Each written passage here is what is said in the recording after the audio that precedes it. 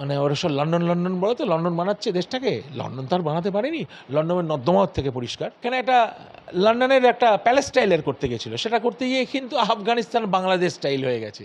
বাঁদর বাঁদরই থাকবে, পরিষ্কার বলছি, বাঁদর বাঁদরই থাকবে, তাই না? বাঁদরের গলায় মুক্ত বলা হয় না। এরা চুরি করেছে, বেরিয়ে গেছে বুক ফুলে। আমি জানি না এরকম একটা পজিশনে পড়লে এরকম বদনাম নিয়ে, যদি এটা ফলস বদনামও হতো, আমি গিয়ে কি করে পাবলিককে বলতাম এই যে আমি এসেছি, ভোট দিন।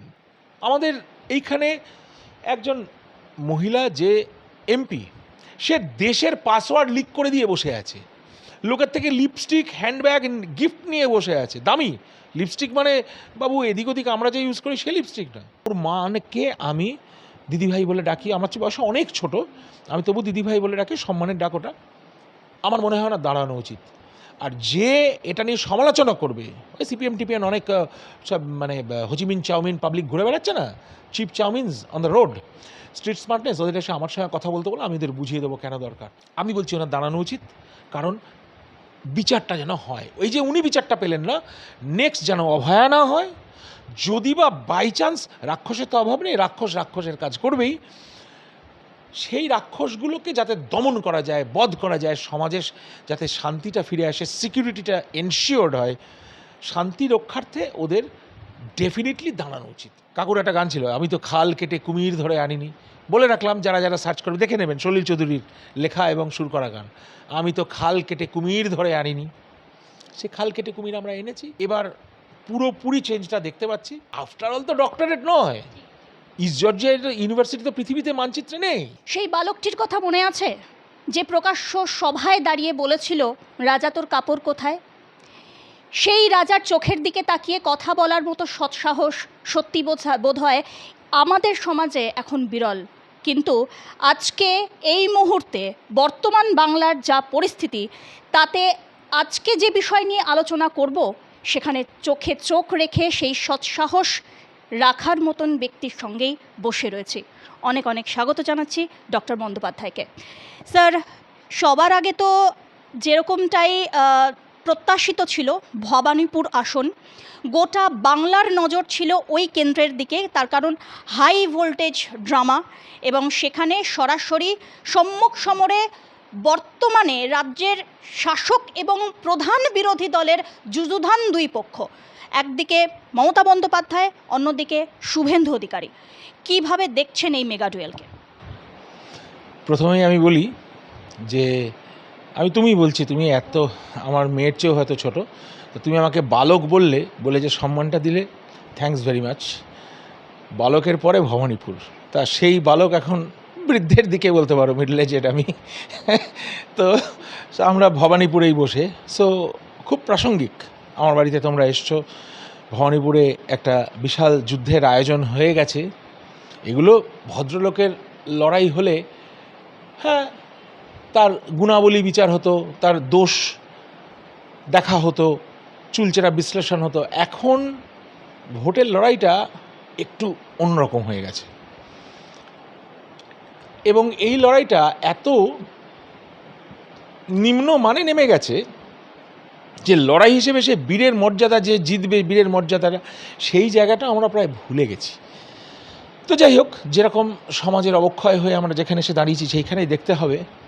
এই ভবানীপুরের জন্ম আমার, ভবানীপুর থেকে আজ অবধি তো কোথাও যায়নি, এদিক ওদিক দু চারটে বাসস্থান আছে। ইংল্যান্ডে 30 বছর ছিলাম, ঠিক আছে, সেখানে তার মতো, কিন্তু ভবানীপুরটা তো রন্ধ্রে রন্ধ্রে মিশে রয়েছে। তো সত্যের পথে, ন্যায়ের পথে, শিক্ষার পথে, অভিজাত একটা রুচির পথে আমরা যেটা ছিলাম, সেটা আজকে কমপ্লিটলি ডিস্ট্রয়েড, মানে যেটা একদম ধূলিসাৎ হয়ে গিয়েছে। সেইখানে আজকে শুভেন্দু মহাশয়, ওনার মেদিনীপুরের ব্যাকগ্রাউন্ড, উনি এসে দেখুন, ব্যক্তিগতভাবে টুকটাক করে একটুখানি আলাপ পরিচয় আছে আমার সঙ্গে, সেরকম যে একদম বন্ধু আড্ডা মারি তা বলবো না। উনি সাংঘাতিক ব্যস্ত, ওরকম পরিশ্রম করতে আমি খুব কম লোককেই দেখেছি। এখন যেভাবে উনি নিরলস পরিশ্রম করছেন, তার তো একটা দাম উনি পাবেনই। তো যেটুকু আলাপ সাক্ষাৎ হয়েছে, যেটুকু কথা বলার সৌভাগ্য সুযোগ তো আমি পেয়েছি, আমার মনে হয়েছিল উনি এখানে দাঁড়াবেন ডেফিনেটলি। মিডিয়া থেকে বা আমাকে যে কজন লোক, দু চারজন আমাকেও চেনেন, আমিও একটুখানি এদিক ওদিক ঘুরে বেড়াই, সামাজিকভাবে আমার একটা প্রতিষ্ঠা আছে বলবো না, আমার কিছুটা চেনা পরিচিতি আছে, তারাও জিজ্ঞাসা করেছিল আমি কেন ভবানীপুর থেকে দাঁড়াবো না। সত্যি কথা বলতে কি মাঝে মনটা করেও উঠেছিল আমি দাঁড়িয়ে যাই, আমি লড়াইটা নিই, কিন্তু আমার মনে হয় ভালোই হয়েছে। শুভেন্দুবাবু অনেক রাজনীতিবিদ, তিনি বিচক্ষণ ব্যক্তি, বুদ্ধিমান ব্যক্তি বলে আমি মনে করি এবং অত্যন্ত পরিশ্রমী। আমার দেখে মনে হয়েছিল খুব সৎ মানুষ একজন। এই লড়াইটা হবে কেন কি, আর আরেকজন প্রতিপক্ষ যে সে একদম নখ দাঁত সব কিছু মিলে সে একদম হিংস্র আকার ধারণ করে সে বসে আছে, কারণ ওর জিতলে একমাত্র জেতাটাই ওর একমাত্র রেজাল্ট শি ওয়ান্টস। এখানে তো হার জিতের সে ব্যাপারটা নেই। মানে আমি যদি একটা কথা বলি, আমার বাড়িতে মানে বোমা মারার সম্ভাবনা পর্যন্ত রয়েছে। রাস্তার উপরে থাকলে কবেই ভাঙচুর হয়ে যেত। একটু গলির মধ্যে থাকি, যা হোক, লোকে ঢুকে হয়তো আক্রমণ করতে ভয় পায়, সেইটা করে না। এই লড়াইটা অন্যরকম লড়াই, কিন্তু এই লড়াইটা অত্যন্ত ইম্পর্ট্যান্ট লড়াই। আমি দেখছি যে এইটার মধ্যে থেকে অনেক কিছু আমাদের বাংলার, পশ্চিম বাংলার ভবিষ্যৎ দাঁড়িয়ে রয়েছে। আমাদের মনস্থির করে সক্রিয়ভাবে একটুখানি বিশেষ উদ্যোগ নিয়ে সকাল সকাল গিয়ে ভোটদানটা করে আসা উচিত, কারণ আমরা তো চোরের রাজ্যে বাস করি এবং বহুকাল ধরেই, বেশ এক যুগ দু যুগ ধরে জুড়ে আসছি। সায়েন্টিফিক রিগিংটা আগের কমিউনিস্ট সরকারও বলতো, ঘৃণা ধরে গেছিলো শুনতে শুনতে, সায়েন্টিফিক রিগিং। তাহলে এক কাজ করি, আমার পকেটে কয়েকটা পয়সা আছে, তুমি এক কাজ করো, সায়েন্টিফিক পিক পকেটিং করো। ওই পিক পকেটিংটার পর তুমি যদি কয়েকশো হাজার কোটি টাকার মালকিন হয়ে যাও মা, তাহলে চুরিবিদ্যা মহাবিদ্যা, না যদি পড়ো ধরা। খুব সিম্পল কথা। এইভাবে অ্যানালাইজ করে আমি দেখেছি এই লড়াইটা ভীষণ ইম্পর্টেন্ট এবং শুভেন্দুবাবুকে এই লড়াইটা জিততেই হবে। আমার যেটুকু খ্যাতি পরিচিতি, যেটুকু আমার সুনাম রয়েছে, সেই নিয়ে আমি ওর সঙ্গে আছি। হয়তো দেখতেও পাবে বিশেষ বিশেষ কিছু জায়গায়। আমি রাস্তায় নেমে হয়তো রোজ পতাকা ঘাড়ে হাঁটতে পারবো না, হাঁটতে চাইও না, কিন্তু আমি শুভেন্দুর সঙ্গে আছি এবং এই ন্যায় অন্যায়ের বিচারে, ন্যায় অন্যায়ের খেলাতে আমি শুভেন্দুকে এগিয়ে রাখবো। স্যার, আপনি ভবানীপুরের ভূমিপুত্র। এতদিন ধরে প্রত্যক্ষভাবে আপনি দেখে আসছেন ভবানীপুর মমতা বন্দ্যোপাধ্যায়ের খাস তালুক। তো সেখানেই কি কোথাও না কোথাও আজকে মমতা বন্দ্যোপাধ্যায়ের প্রাসঙ্গিকতা সাধারণ মানুষের কাছে একটু ম্লান হয়েছে বলে মনে হয়, এই এত দুর্নীতি, এই এত সমস্ত কিছুর পরে? এইখানে যেগুলো করেছে, এরা চুরি করেছে, খুন করেছে, রাজহানি করেছে, অসভ্যতার চূড়ান্ত করেছে, তাও বুক ফুলিয়ে ঘুরছে, বলছে আমি চেয়ারটা এখনো রাখবো। এইখানে আমার মনে হয় মানুষ এবার বুঝতে পেরেছে। কারণ ব্যাপারটা, আমি একটা সেমি, এখানে তো আমি অত দামি গাড়ি চড়ি না, একটা মোটামুটি একটা গাড়ি চড়ি, একটা ঘড়ি ফড়ি পরি, একটা ভালো জামা কাপড় পরি, লোকে সেটা কম হিংসা করবে। যেন ডাক্তারবাবু উনি বিলেতে ছিলেন, ওনার তো কিছুটা হবেই, তাও লোক দেখানোর মতো কিছু করি না। এটা লোক দেখানোর মতো হয়ে গেছে। সামনে যেন মানে ওরা সব লন্ডন লন্ডন বলে, তো লন্ডন বানাচ্ছে দেশটাকে। লন্ডন তো আর বানাতে পারেনি, লন্ডনের নর্দমার থেকে পরিষ্কার। তো এখানে একটা লন্ডনের একটা প্যালেস স্টাইলের করতে গেছিলো, সেটা করতে গিয়ে কিন্তু আফগানিস্তান বাংলাদেশ স্টাইল হয়ে গেছে। রুচিটা তো নেই না। পয়সা তোমার থাকতে পারে, আমি তোমার সোনায় ঢেলে দিতে পারি। একটা সুন্দর শাড়ি পরা, সুন্দর পোশাক পরা, আর মাথা থেকে পা অবধি সোনায় ঢেলে দেওয়া, দুটো তো সমান হলো না। বাঁদর বাঁদরই থাকবে, পরিষ্কার বলছি, বাঁদর বাঁদরই থাকবে, তাই না? বাঁদরের গলায় মুক্ত বলা হয় না। তা লোক সেটা এখন বুঝতে পেরেছে। আমার মনে হয় রাগও আমি খানিকটা টের পেয়েছি। মাসখানেক আগে, 6 মাস আগে একটা ভয় ছিল। লোকে আমাকে জিজ্ঞাসা করেছে, আপনার ভয় করে না? আপনি এই গলিটায় থাকেন, আপনার কোনো, আমি চাই আমার কোনো ভয় করে না। আমি সৎ পথে আছি, সত্য আছি। তুমি আমায় ধরো, কিসে ধরবে? হ্যাঁ, জোর করে তুমি আমাকে দূর থেকে একটা ঢিল ছুঁড়ে মারতে পারো, স্টোন পেল্টিংটা তাদের কালচার, মব কালচার করতে পারো, সেটা তো আমার কিছু করার নেই। কিন্তু ভয় আমি পাই না। ভয় কেন পাবো? আমার তো সব পরিমিতি বোধ আছে। আমি যে গাড়িটা চড়ি সেটা আমার অর্জিত, আমি যে বাড়িটায় থাকি সেটা আমার ঠাকুরদাদা রেখে গেছেন। এখন এরা কি জবাব দেবে সমাজের কাছে, ইতিহাসের কাছে, আমি জানি না। কিন্তু মানুষ বুঝতে পেরেছে, ক্ষোভ তাদের রয়েছে। ভয়ে কথা বলতে পারতো না, এখন কিন্তু অনেকেই ওপেন কথা বলছে। ওপেন কথা বলছে বলে বিভিন্ন মিডিয়ার ছেলে মেয়ে যারা আছে, বাচ্চা বাচ্চা কিছু কিছু প্রশ্ন করে। আমি ওদের জিজ্ঞাসা করি, তোমার ভয় করছে না তো প্রশ্নটা করতে? আমি কিন্তু উত্তর দিয়ে দেবো, তুমি তো রাত্রিবেলা বাড়িতে ফিরবে, তুমি তো রাস্তা দিয়ে যাবে। তারাও কিন্তু বলেছে, না স্যার আর ভয় নেই। এবার আমি বলবো, আমাকে দেখে 10টা লোক হলেও তাদের ভয়টা চলে গেছে। আমার কাছে অলরেডি এগুলো নিয়ে আলোচনা হবে, আমি কথা বলবো। অনেক ছেলে মেয়েছে, তারা সব কাজ করতে চায়, বিশেষ করে শুভেন্দুবাবুর জন্য, স্বপনদার জন্য। স্বপনদা দাঁড়িয়েছেন রাসবিহারী থেকে, আমি এদের দুজনকেই চিনি, স্বপনদাকে বেশি করে চিনি। ছেলেরা এসে ভলেন্টিয়ার করছে, মেয়েগুলো এসে ভলেন্টিয়ার করছে, আমরা কাজ করব। অলরেডি তারা নেমে গেছে, আমার পারমিশনের জন্য তারা দাঁড়িয়ে নেই। আমি তাদের এনকারেজ করেছি, আমি চেষ্টা করছি, যেটা তোমরা বুঝতে পারবেন, আমি ভেতরে ভেতরে যাতে ইউনিটিটা থাকে ওইটা আমি দেখার চেষ্টা করছি। সরাসরি দুর্নীতিতে নাম জড়িয়েছে এমন বেশ কিছু নেতৃত্ব যারা বর্তমান শাসক দলের সদস্য, তাদের পুনরায় টিকিট দেওয়া হয়েছে। তো এটাতে কি কোথাও না কোথাও আপনার মনে হয় না যে এটা বাঙালির বিশ্বাসের সঙ্গে খেলা হচ্ছে? তুমি জার্নালিস্ট, দেখো তো কি কনভিকশনে একজনকে 36 মান্থস জেলের মধ্যে রাখা হয়েছে।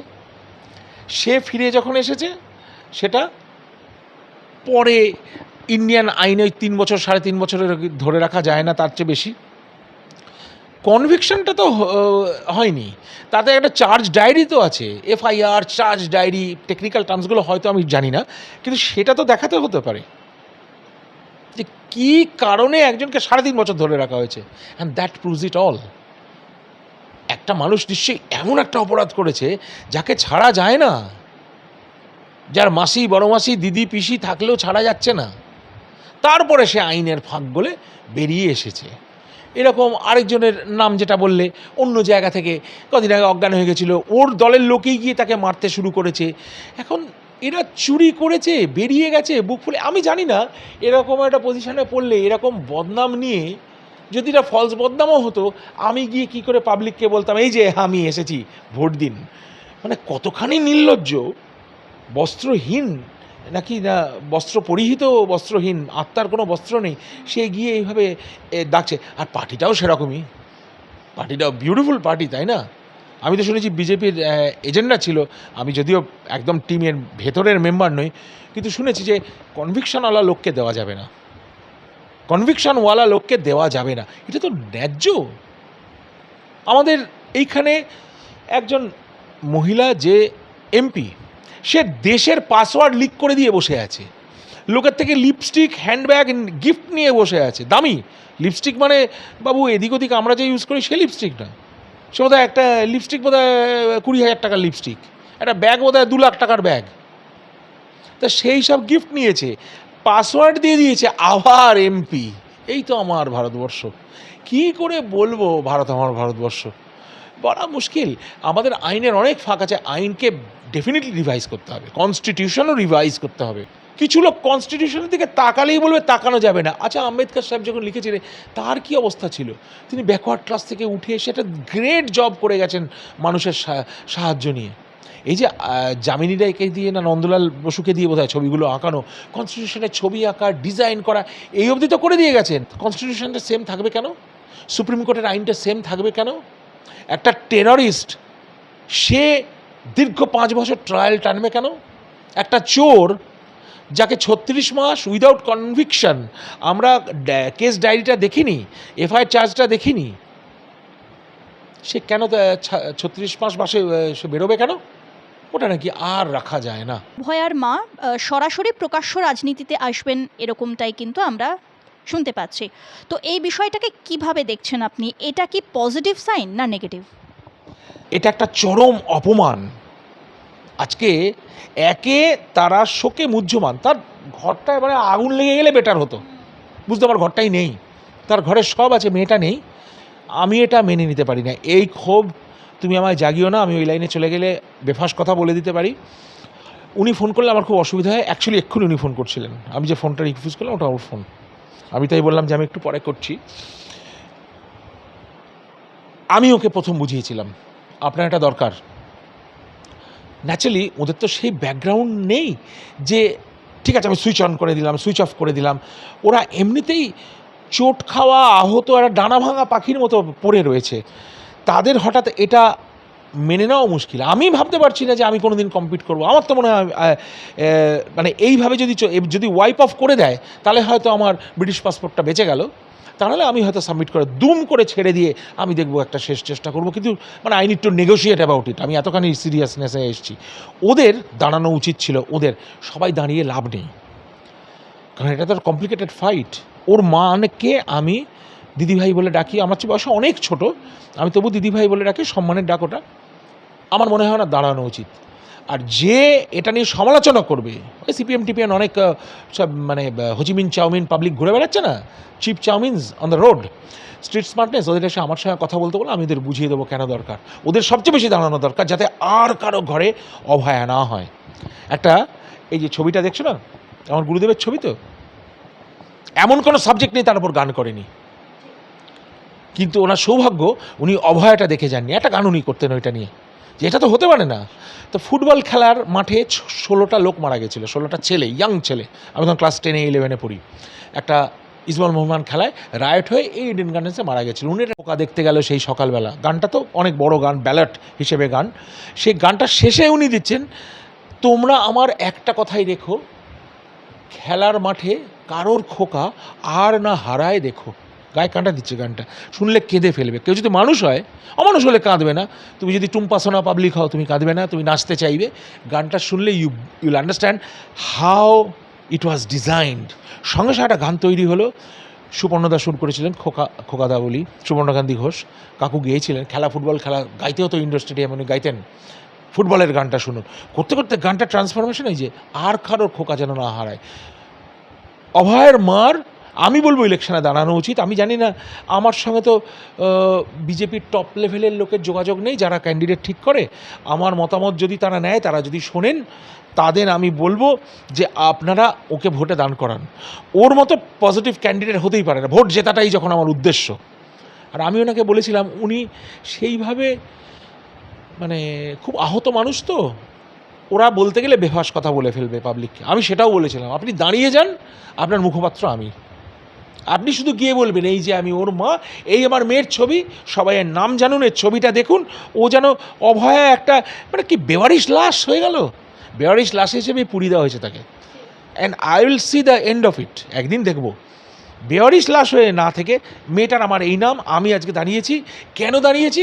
একটাই যুক্তি, যাতে আমার হাতে কিছু পাওয়ার আসে। আমি বলছি আপনার একটু পাওয়ার দরকার। এই যে আমিও এত বকবক করছি বেকার, এইটা অ্যাকচুয়ালি এখন অবধি বেকার টিল দিস ডেট। যদি না তোমার মতো কিছু ছেলে মেয়ে শুনে আমাকে যোগাযোগ করে, আমি সবাইকে ফোন নাম্বার দিয়ে দিই, সবাই আমার সঙ্গে যোগাযোগ করো, let me get my team build up.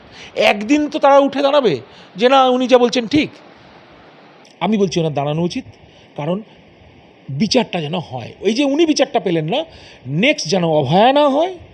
যদি বা বাই চান্স, রাক্ষসের তো অভাব নেই, রাক্ষসের কাজ করবেই, সেই রাক্ষসগুলোকে যাতে দমন করা যায়, বধ করা যায়, সমাজে যাতে শান্তিটা ফিরে আসে, সিকিউরিটিটা এনশিওর্ড হয়, শান্তি রক্ষার্থে ওদের ডেফিনেটলি দাঁড়ানো উচিত।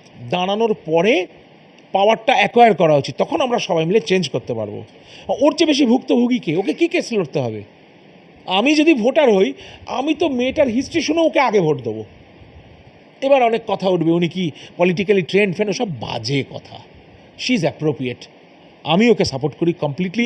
যদি ওকে টিকিট দেওয়া হয়, আমি ওর সঙ্গে আছি। আজকের ইন্টারভিউটা কোনোভাবে যদি কোনো সোর্স থাকে তোমাদের পাঠিয়ে দেবো, আমিও পাঠিয়ে দিতে পারি।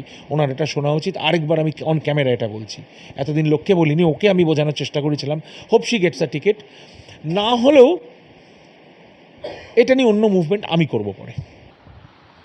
স্যার, আপনি শ্রদ্ধেয় মান্নাদার কথা বলছিলেন, তো তার একটি গান আছে, সে আমার ছোট বোন, বড় আদরের ছোট বোন। তো অভয়া আমাদের মানে গোটা বাংলার ছোট বোন সমতুল্য ছিলেন। তো সেই বোন কি পুনরায় সম্পূর্ণ ন্যায় বিচার পাবে এই সিদ্ধান্তের ফলে? এই মুহূর্তে খুব মুশকিল, you have to be honest না। আশা করে যেখানে বারবার ওর মার বাবা আঘাতটা প্রাপ্ত হচ্ছেন, ওরা একটা সহজ সরল বিশ্বাসে যে আজকে যদি এই দরজাটা খুলে উনি এক্ষুনি ঢুকে পড়েন, যে দেখুন আমার মেয়ের এই হয়েছে, আমার বিচার পাওয়া উচিত, পৃথিবী থেকে বলবে না, পাওয়া উচিত। কিন্তু unfortunately we have all shut our doors, আমার দরজা বন্ধ করে দিচ্ছি ওর মুখের ওপর। তাই জন্য এখনও কোনো রকম বিচার পায়নি। এই মুহূর্তে পাওয়া খুব মুশকিল। তবে হ্যাঁ, সব ওস্তাদের ওস্তাদ আছে, তো সব বাপের বাপ আছে। যারা অপরাধ করেছে তাদের আমি এইটাই শুধু জানিয়ে দিতে চাই যে তারা সাবধানে থাকুন। কে তাদের কোথা দিয়ে কীভাবে সামদাম দণ্ডভেদ হয় কেউ তো জানে না। একদিন কোথাও না কোথাও দিয়ে এটা আলো আসবেই। বহু কেস এরম উঠেছে, 20 বছর বাদে মার্ডার কনভিক্টেড হয়েছে, এমন লোক মার্ডারে কনভিক্টেড হয়েছে, সিরিয়াল কিলার যে এত নড়তে পারে না কিন্তু কনভিক্টেড হয়েছে।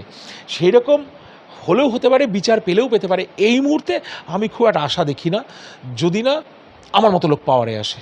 আমার পাওয়ার দরকার, আমি এখন মনে করি আমার পাওয়ার দরকার, যেটা আমি অ্যাকোয়ার করতে পারছি না, এদিক দিয়ে এদিক ওদিক দিয়ে সব এমএলএ ফেমএলএ কানেকশন লুটছে। ওদের কী ক্ষমতা আছে? ওরা কেউ আমি জোর গলায় বলছি, কেউ পয়সা রোজগার করতে যাচ্ছে, কেউ টাকাটি পকেটে মেরে যাবে, হেরে গিয়ে পালিয়ে যাবে, এইটা হবে।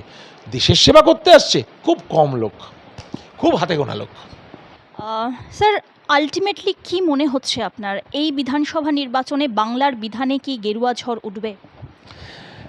মনে মনে গেরুয়া ঝড় উঠেছে, তবে ওই ঝড়টাও হয়েছিল যে লালটা মুছে গিয়ে নীল হলো, যেটা 11 সালে বোধহয়। আমি তখন এখানে ছিলাম না, শুনলাম যে ওখান থেকে কি গ্ল্যাড হয়েছিলাম, my god. I think we threw parties everywhere, আমরা সবাই মিলে পার্টি করা, সিপিএম গেছে এবার। সেই পার্টি তো আজকে প্রায়শ্চিত্ত করছি। কাকুর একটা গান ছিল, আমি তো খাল কেটে কুমির ধরে আনিনি। বলে রাখলাম, যারা যারা সার্চ করবে দেখে নেবেন, সলিল চৌধুরীর লেখা এবং সুর করা গান, আমি তো খাল কেটে কুমির ধরে আনিনি। সে খাল কেটে কুমির আমরা এনেছি, সে কুমির আমরা ধরে এনেছি। এখন সেই কুমিরকে বিদায় করার সময় এসেছে। আমার মনে হয় লোকজন যদি ভোট করে, এবার পুরোপুরি চেঞ্জটা দেখতে পাচ্ছি। তবে বানচাল করে দেওয়ার অনেক রকম পদ্ধতি থাকে, তো এবার চেঞ্জ হবে। এবার অনেক দিক দিয়ে অনেক কিছু আছে। আর পুলিশ পুরোপুরি ইউটিলাইজ করা হয়েছে। পুলিশের হাইকমান্ডটাকে ইউজ করা হয়েছে পার্টির সেন্সিটিভ জিনিসগুলো। তারাই মানে পুলিশ হয়ে সে হ্যান্ডেল করেছে। আইপ্যাক নামক একটা, এটা নিয়ে আমি বিশেষ করে বলতে চাই, আইপ্যাক নিয়ে একদিন একটা ইন্টারভিউ করা হয়েছে। আমি এখন পড়াশোনা করেছি, দেখেছি আইপ্যাক জিনিসটা কি। কর্পোরেট হিসেবে ওরা ঢুকেছে, কর্পোরেট হিসেবে ঢুকলে ইলেকশন লড়াই দিয়ে ঢুকেছে। এটা জনগণের জন্য এই ধোঁকাটা দেওয়া রয়েছে, ঠিক আছে? ধোঁকাটা দেওয়ার জন্য তারা ঢুকেছে। কদিনের কন্ট্রাক্ট হবে? 6 মাস, 1 বছর একটা ইলেকশনের প্রিপারেশন। 6 বছরের কন্ট্রাক্ট 600,000 কোটি টাকা দিয়ে। What the hell are you playing with? এ তো মানি লন্ডারিং। কিছু একটা হচ্ছে। এইবার দেখা যাচ্ছে যেগুলো সেন্সিটিভ ডেটা, এই বিএলওদের ম্যানিপুলেট করা, ইয়ারওদের ম্যানিপুলেট করা। আজকে সুপ্রিম কোর্ট মাথা খারাপ হয়ে গেছে। 60 লক্ষ লাখ না 50 লাখ এখনও বাকি, কেন হলো? ডেলিভারেটলি ঘেঁটে দিয়েছে। আর ওই আইপ্যাকের লোকে ও তো ইলেকশন জেতাতে একটা পার্টিকে হেল্প করছে, হতে পারে কর্পোরেট, কিন্তু সেন্সিটিভ ডেটা ওর কাছে গেছে কেন? সেন্সাস তো এটা একরকম, এসআই এত একটা সেন্সাস, এটা ওর হাতে গেছে কেন? ওরা ওসব নিয়ে খেলছে, বাচ্চা বাচ্চা ছেলেমেয়েরা সব অফিসে। তারপরে দেখা যাচ্ছে একটা বিএলও তার পাসওয়ার্ড 5টা ফোন থেকে গেছে, সেই ফোনের থেকে ছাড়া আরও 5টা ফোন থেকে ডেটা অ্যাক্সেস করেছে, যা তা ঢুকিয়ে দিয়েছে। আমার নাম রজত শুভ্র বন্দ্যোপাধ্যায়, আমার বাবার নাম প্রণব কুমার বন্দ্যোপাধ্যায়, ছোট্ট করে বদমাশি করে প্রণব বন্দ্যোপাধ্যায় করে দিয়েছে। এবার কম্পিউটার চিনতে পারছে না, আরে এই তো না, বাবার নামে ডিসক্রিপেন্সি হয়ে গেল। আচ্ছা, আমি রজত শুভ্র বন্দ্যোপাধ্যায় আমার মাধ্যমিকের সার্টিফিকেটে ছিল, পরে আমি চেঞ্জ করে এফিডেভিট করে কোর্টে গিয়ে ইংল্যান্ডে যাব বলে ব্যানার্জি করেছিলাম, জাস্ট ফর সিম্পলিসিটি। সেই ব্যানার্জিটা বন্দ্যোপাধ্যায় এক জায়গায় দিয়েছে, ব্যানার্জি এক জায়গায় দিয়েছে, এরকম করে দিয়েছে। এইরকম ধরনের আপলোড করার সময় তারা খেলেছে। কিন্তু আমি তাদের এই ওয়ার্নিংটাও দিয়ে রাখলাম তোমার চ্যানেল থেকে, তারা কিন্তু ভুলে গেছে একটা কথা। ওই জ্ঞানেশ কুমার হয়েছে না, ওইটাই হচ্ছে একদম মানে আহা, মিস্টার জম কুমার, এদের ওর নাম হচ্ছে, আরেক নাম হচ্ছে জম কুমার, আমি দিয়েছি। ওই জমবাবু কিন্তু বলে দিয়েছেন 5 বছর ডিজিটাল ফুটপ্রিন্ট থাকবে। তুমি আজকে রাত্রে জালিয়াতি করেছো, আজকে রাত্রেটা ঘুমিয়ে নাও, 2 বছর ঘুমাও, 3 বছর বাদে তোমাকে কিন্তু তুলে আনা হবে। তোমার ফোন থেকে অ্যাক্সেস করা হয়েছে ওটা। এই ডেটা আজকে যারা চুরি চোট্টামি করে, এই অসভ্য লোকেদের কথা শুনে, চিটিংবাজদের কথা শুনে যারা নিজেদের গলা দিয়েছে, কালকে দেখেছে অলরেডি কি হয়েছে। পুলিশ অফিসাররা সব ট্রান্সফার্ড হয়ে গেছে, না ট্রান্সফার্ড হয়নি, প্রথম তাদের ওই পজিশন থেকে সরিয়ে অন্য পজিশানে দিয়েছে। এত নির্লজ্জ, আমি বলবো এইবার বুদ্ধিহীনতাটা বেরিয়ে আসছে। তীক্ষ্ণতাটা একটা ব্যাপার। আফটার অল তো ডক্টরেট নয়, ইস্ট জর্জিয়া ইউনিভার্সিটি তো পৃথিবীতে মানচিত্রে নেই। আমি ডাক্তার, আমি ইয়েটা করেনি, সার্জারিটা করেনি, অ্যানাস্থেশিয়াটা দেয়নি। দুটো জিনিস আমি বলবো গর্ব করে, ওইটা বোধহয় বানান করতে পারবে না, অ্যানাস্থেশিওলজি বানান করতে পারবে না, ওটা দিতে পারবে না, সার্জারি করতে পারবে না, ওই ক্ষমতা হবে না। তা বাকি সবই তো করেছে, ওরম বললেই হলে। এবার বুদ্ধিহীনতাটা বেরিয়ে আসছে, ভাবছে আবার তাদের সিআইডি ডিপার্টমেন্টে দিয়ে দিয়েছে। এইবার কিন্তু ওই যাদের সিআইডিতে দিয়েছিল না, তারা এখন কেরালাতে উতুপমার লাড্ডু খেতে পাঠিয়েছে। হ্যাঁ, বড়া খাবে এখন কদিন, হ্যাঁ, তামিলনাড়ুতে গিয়ে না রসম খাবে কদিন। বুঝে গেছে এখান থেকে সরিয়ে দেওয়া হবে। এইটা যদি শেষ দিন অবধি মেনটেন করে, তাহলে তো গেছে, সর্বনাশ হয়ে গেছে। স্যার, বলতে চাইছেন একদম খেলা শেষ? হওয়া উচিত, তবে দুর্বৃত্তের ছলের অভাব হয় না। একসময় সামদাম দণ্ডভেদ হবেই। আমার মনে হয় পাপের একটা কাকুরি গান আছে, জাদা নেহি সুকান চলে, মানে পাপের হাওয়াটা, পাপের বাতাবরণ বেশি দিন চলবে না। একটা একটার সময় ফেরত আসবেই। আমার মনে হয় আজকে আমরা সেখানে প্রায় এসে দাঁড়িয়েছি। আমি প্রার্থনা করি যাতে গুড সেন্স প্রিভেল হয়, কোনো রক্তপাত না হয়, মারামারি আর ছোটোলোকামি কেউ করবেন না। Let's accept the defeat. যদি আমরা হেরে যাই, হেরে যাব, যেই হোক সেটা। ভোটটা ভোটের মতো হতে দিন, দেখা যাক পাবলিক কাকে চুজ করে। কিন্তু আমার মনে হয় নোংরামি করতে গেলে এইবার যথেষ্ট দণ্ড ওই হবে। ওই যমকুমার ভদ্রলোক এসছেন না, বিউটিফুল লোক তো, যমকুমার, অজিত দোভাল, এরা সব রয়েছে, ওদের কাজ ওরা করে দিয়েছে, ওটাকে জানতে পারবে না কোনোদিন। কদিন বাদে ওনার একটা কাজ আমিও করবো, জানতে পারবে না। স্যার, সবশেষে একটা ছোট্ট অনুরোধ, সেটা হচ্ছে আমরা যদি এই নির্বাচনকে যুদ্ধক্ষেত্র হিসাবে দেখি, তাহলে বর্তমান প্রেক্ষিতে দাঁড়িয়ে বা সনাতনীদের জন্য ভগবান শ্রীকৃষ্ণের থেকে বড় যুদ্ধ নীতিবিদ তো আর কেউ নেই। তো উনি স্বয়ং বলেছিলেন যে হে পার্থ, যদি আমাকে খুঁজতে হয় তাহলে সামবেদে খুঁজো, তার কারণ সামবেদে গান লুকিয়ে আছে। আপনি দীর্ঘদিন ধরে সঙ্গীত চর্চার সঙ্গে যুক্ত, ওতপ্রোতভাবে আপনি আপনার আত্মা সংযুক্ত, তো দুকলি যদি এই প্রেক্ষিত সম্পর্কে কিছু শোনাতে চান। গানটা একটু তৈরি হয়ে শোনাতে হয়, দুম করে এরকম গানে তো একটা ওয়ার্ম আপ লাগে, তো মানে এটা হঠাৎ, মানে বলতে চাই হচ্ছে সঙ্গীত শিক্ষা সকলেরই করা উচিত। আমিও অনেক ঘাত প্রতিঘাতের মধ্যে দিয়ে গেছি, সব কথা তো মানুষ জানে না। তুমি যদি দেখে মানে shining side of the moon যদি দেখো, উল্টো দিকে তো অন্ধকার, অনেক কিছু, মানে other side of mid night একটা ছিল না, সিডনি শেলডনের লেখা other side of mid night, একটা ইয়ে ছিল, আমাদের ছোটোবেলায় পড়তাম। আমি তো অর্ধেক পড়ে ছেড়ে দিয়েছিলাম, আমার পড়াও হয়নি, আমার স্ত্রী পড়েছেন, বইটা ছিল আমাদের। তো এরকম ঘাত প্রতিঘাতের মধ্যে দিয়ে সঙ্গীতই একমাত্র, মানে আমি অনেক সময় আমার ইউটিউবে গেলে, চ্যানেলে গেলে দেখবে আমি একটা গানের প্রথমে করি, সঙ্গীত হ্যায় শক্তি ঈশ্বর কি, হর স্বর মেই বসে হ্যায় রাম, রাগী जो सुनाए रागिनी, रोगी को मिले आराम। অনেক অনেক ধন্যবাদ আমাদের সঙ্গে থাকার জন্য, আর আমাদের এত সুন্দরভাবে আলোকপাত করার জন্য বর্তমান পরিস্থিতি নিয়ে। আর এই সঙ্গে এই অনুষ্ঠান এখন শেষ করছি, কিন্তু কথা দিচ্ছি আবার নতুন কোনো এপিসোড নিয়ে ফিরে আসবো আপনাদের সঙ্গে। ততক্ষণ দেখতে থাকুন ক্যাম্পেন কলিং মিডিয়া।